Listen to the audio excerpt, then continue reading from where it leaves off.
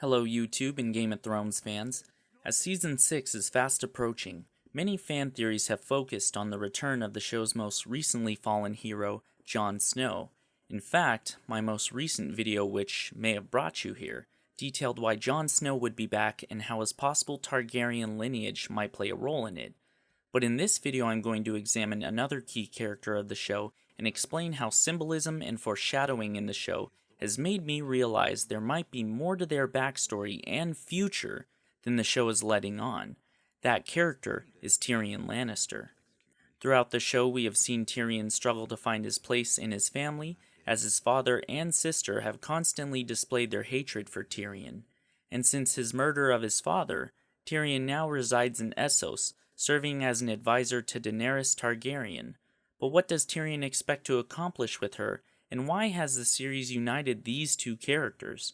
If you examine the show closely, there are various hints that their newfound alliance might be a part of a plot twist that very few viewers could anticipate without analyzing the show's use of symbolism and foreshadowing. The plot twist being that Tyrion is actually a Targaryen. If you're an avid viewer of the show, you are well aware of the heavy use of foreshadowing and symbolism. If you haven't noticed, rewatch episodes from the first couple seasons to get a feel for how the show cleverly uses foreshadowing and symbolism to hint at future events. This scene with Tyrion is one of my favorites. My father brought in my wife and gave her to his guards. He paid her well. Silver for each man. How many whores command that kind of price? He brought me into the barracks and made me watch. By the end, she had so much silver that the coins were slipping through her fingers and rolling onto the floor. I would have killed the man who did that to me. You should have known she was a whore. Really? Now that we established these literary techniques are well thought out, I want to talk about the initial thought process that turned me on to this theory, and it starts with the Targaryen sigil. For those who do not remember, the Targaryen sigil is a three-headed dragon. I believe it has only appeared once on the show on the flag that is draped over the Golden Marine statue by Daenerys. The fact that it has three heads may be rooted in Targaryen history, which we will see in a moment, but it also seems highly coincidental that the quantity of 3 shows up a lot in relation to the Targaryens. For example, Daenerys has 3 dragons. We also learn that Aegon Targaryen had 3 dragons, and 2 sisters who helped him conquer Westeros. Although subtle, this scene with Tywin and Arya is an example of the show potentially hinting at its own future. Aegon Targaryen changed the rules. That's why every child alive still knows his name, 300 years after his death. Aegon and his sisters. Hmm? It wasn't just Aegon riding his dragon. It was Rhaenys and Visenya too. Correct. Student of history, are you? Rhaenys rode Meraxus. Visenya rode Vhagar. I'm sure I knew that when I was a boy. Visenya Targaryen was a great warrior. She had a Valyrian steel sword she called Dark Sister. She's a heroine of yours, I take it. So what am I suggesting? I believe that there will be 3 Targaryens to match Daenerys' 3 dragons. If you watch my other video regarding Jon Snow's possible resurrection and lineage, there is a good chance that Jon Snow is the 2nd Targaryen. So why would Tyrion be the 3rd? In Season 3, I remembered a line that stuck with me long after it was said in the show, and its significance didn't make much sense at the time when it was said. The scene shows a conversation between Tyrion and Tywin discussing Tyrion's claim to Casterly Rock. And I would let myself be consumed by maggots before mocking the family name and making you heir to Casterly Rock. Why? Why? You ask that? You who killed your mother to come into the world? You are an ill-made, spiteful little creature, full of envy, lust, and low cunning.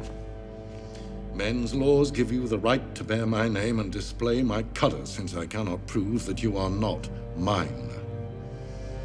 And to teach me humility, the gods have condemned me to watch you waddle about, wearing that proud lion that was my father's sigil and his father's before him.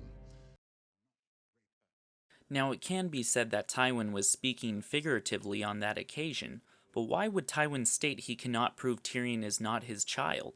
In the books, it has been mentioned that the Mad King was infatuated with Tyrion's mother, Joanna Lannister. If Tyrion was the Mad King's bastard son with Joanna, wouldn't it make sense why Tywin despises him so much? Since he can't prove the legitimacy of Tyrion's birth, he knows he is forced to raise Tyrion, which is why he says the gods have done this to teach him humility. In the show, this one-off line could be considered a stretch, but more hints are continued to be dropped throughout the show. Easy for me, is it? When have you ever done something that wasn't in your interest, but solely for the benefit of the family? The day that you were born.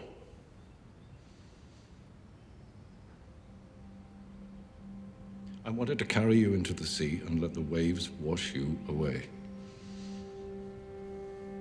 Instead, I let you live. And I brought you up as my son. Even during his death, Tywin's words can be interpreted in multiple ways. You're no son of mine. I am your son. I have always been your son.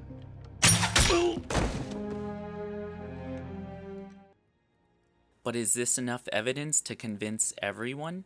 I doubt it, so this is where I want to look at something even more coincidental. Remember how I said that Jon Snow is likely a Targaryen? There is something to be said about Melisandre's fascination with Jon. From the moment she arrived at the Wall, she clearly seemed drawn to Jon. So why is this important? Because I believe there is some connection between the Targaryens and the Red Priests and Priestesses. In Season 5, we saw a Red Priestess in Essos preaching to a crowd about Daenerys being the savior sent by the Lord of Light. Then something unexplainable happens.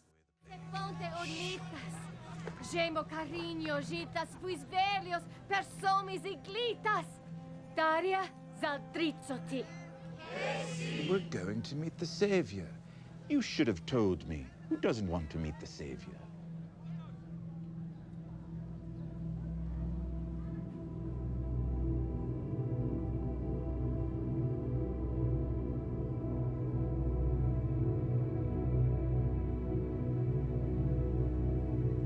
Come on.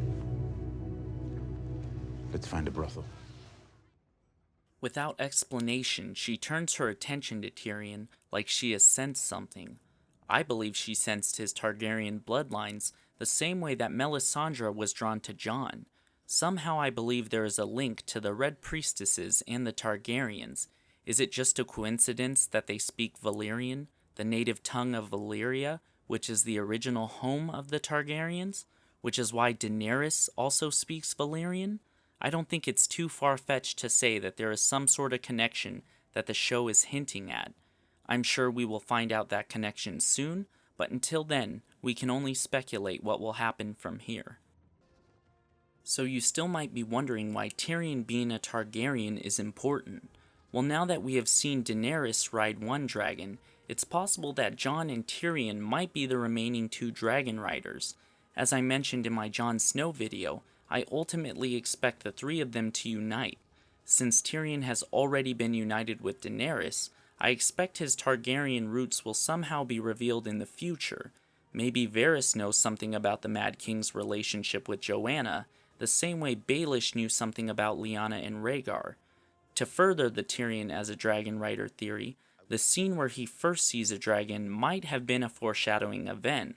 One thing that book readers are aware of is that there is a lot of source material for the show directors to choose from. If you haven't noticed already from the show, every scene is important and usually has a purpose in the grand scheme of storytelling. From what I've gathered, there are few filler scenes in the show. Also consider that the show directors already know the ending of the story because they were told by George R.R. Martin themselves. That tells me that everything they have included in the show is likely significant to the end of the story. So when a scene like Tyrion seeing a dragon for the first time happens, you have to wonder, what is the significance? Eventually, I expect Daenerys and Tyrion to make it to Westeros, only for her dragons to possibly wreak havoc on King's Landing. The reason I say this is because twice the show has showed visions from inside the Red Keep with the roof destroyed. If you examine these scenes closely, the room might be filled with ash and not snow.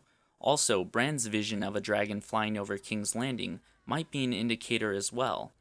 As I mentioned in my other video, even though Daenerys makes it to Westeros, she will ultimately be confronted by the White Walker threat. At that point, I expect her and Tyrion to team up with Jon Snow and fight off the White Walker invasion with the help of her dragons. Until then, though, we can only speculate what will happen in Season 6 and beyond. Thank you for watching this video, and make sure to like it and share it with your friends if you feel that it's possible that Tyrion might be a Targaryen and that it could be important to the end of the show. Also, remember to tune in to HBO on April 24th for the Season 6 premiere of Game of Thrones. Let me give you some advice, bastard. Never forget what you are. The rest of the world will not. Wear it like armor, and it can never be used to hurt you. What the hell do you know about being a bastard? All dwarves are bastards in their father's eyes.